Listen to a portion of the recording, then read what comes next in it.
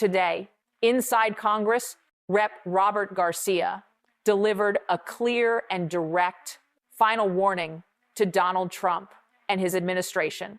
An unarmed American citizen, a schoolteacher, shot 5 times. And despite that, her own government labeled her a domestic terrorist, even though she was never convicted of a single crime. And the story doesn't end there. Body camera footage exists. Text messages exist from the agent who fired the shots. Messages that treat this entire incident like a joke. Garcia made it clear this is not limited to one victim. This is not about one officer. This is about an entire system. This is about accountability inside immigration and customs enforcement. And it is about a government that, according to sworn testimony, is using fear and pressure against its own people.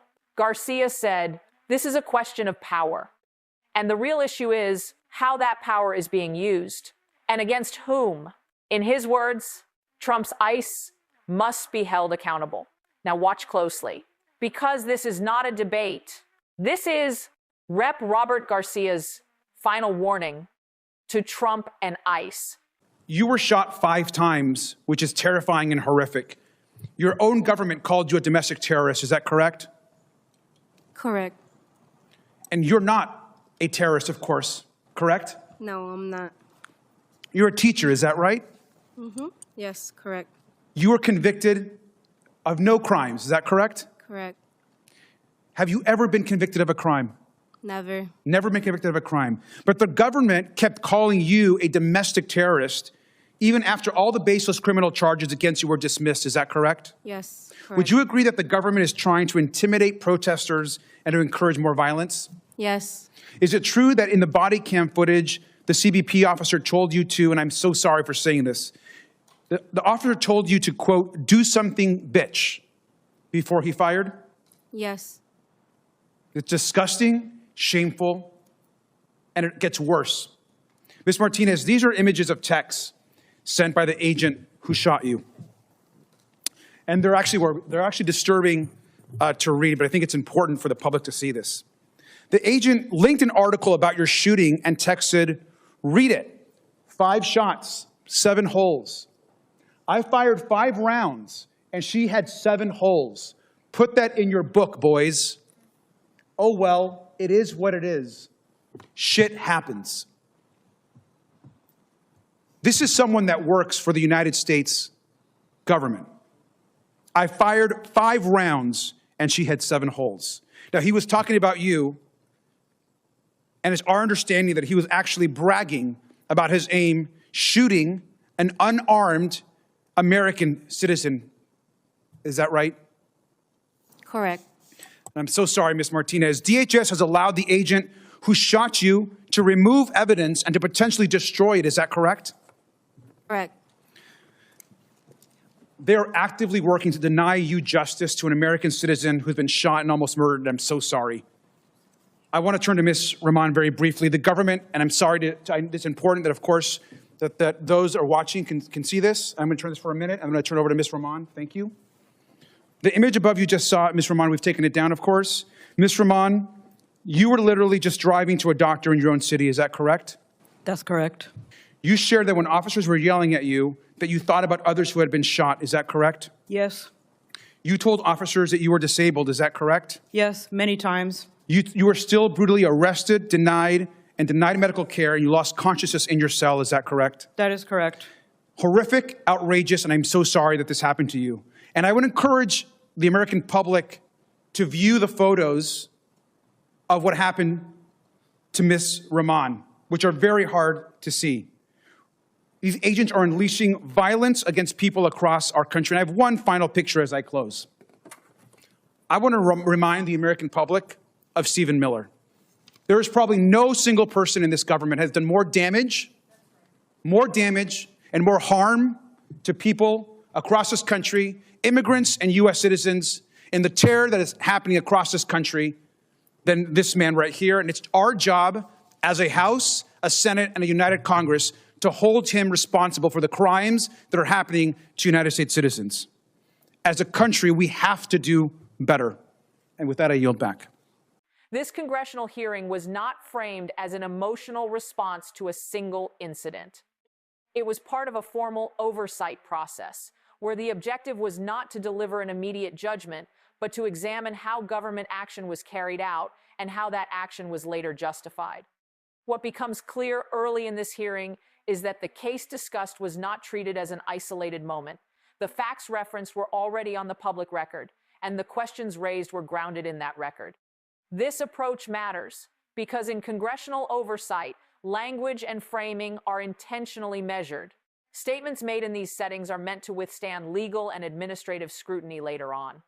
The incident itself was serious, but the focus of the hearing was not to retell the personal story in emotional terms. The underlying question was how the government responds when a situation like this occurs.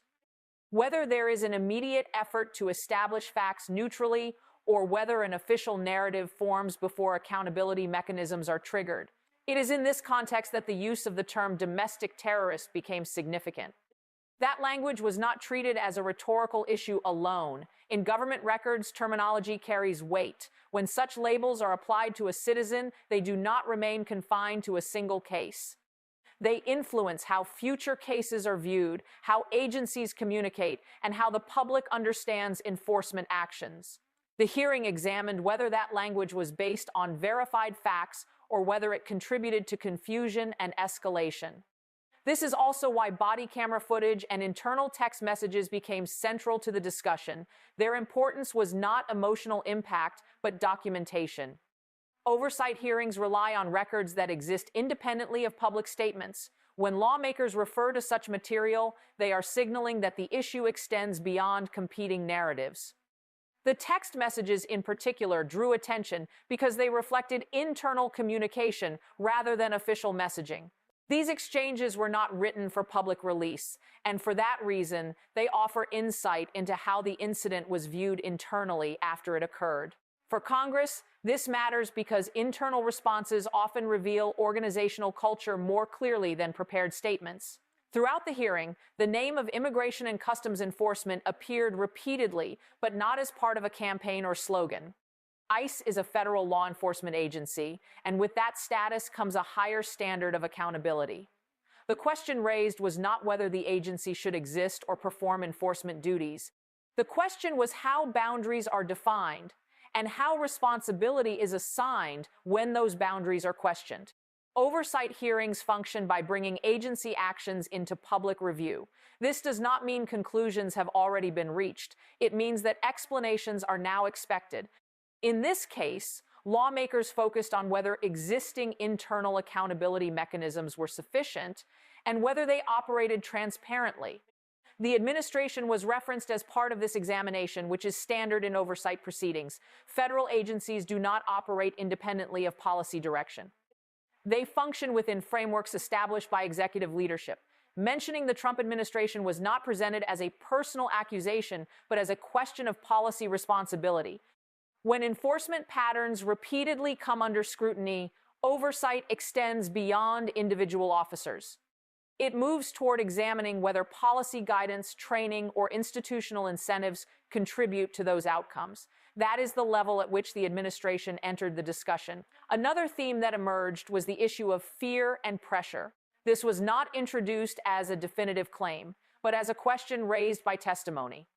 When civilians or protesters report feeling intimidated by enforcement actions, lawmakers must determine whether such outcomes are unintended consequences or indicators of a broader pattern. Oversight hearings often raise these questions precisely because they shape future policy decisions. Identifying whether fear is incidental or systemic has implications for training, oversight, and reform. It is also important to note that this hearing did not conclude with a resolution. Congressional hearings are not designed to deliver immediate outcomes. Their purpose is to establish a factual record, clarify points of concern, and define the scope of further inquiry. This is why the remarks made during the hearing were widely described as a warning rather than a verdict. A warning in this context signals that an issue has reached a point where it can no longer be ignored. It does not announce punishment. It indicates escalation within formal oversight channels. When a lawmaker states that accountability must follow, it does not mean a conclusion has been reached. It means the process is moving forward and scrutiny will increase. Questions will be repeated. Documentation will be requested. Responses will be evaluated. The relationship between the title of this video and the clip itself reflects that balance. The title draws attention to the seriousness of the moment. The clip presents direct testimony and questioning. The breakdown provides context. Together, they form a complete picture without relying on repetition or emotional emphasis. The purpose of this analysis is not to determine guilt or innocence. It is to explain how congressional oversight functions, how federal agencies are examined, and how policy responsibility intersects with enforcement actions. When issues reach this stage in Congress, they cease to be singular events. They become part of an institutional record. And once questions are formally entered into that record, they remain until answers are provided. This hearing did not end with a decision. It ended with a demand for accountability, and that is why it has been described as a final warning.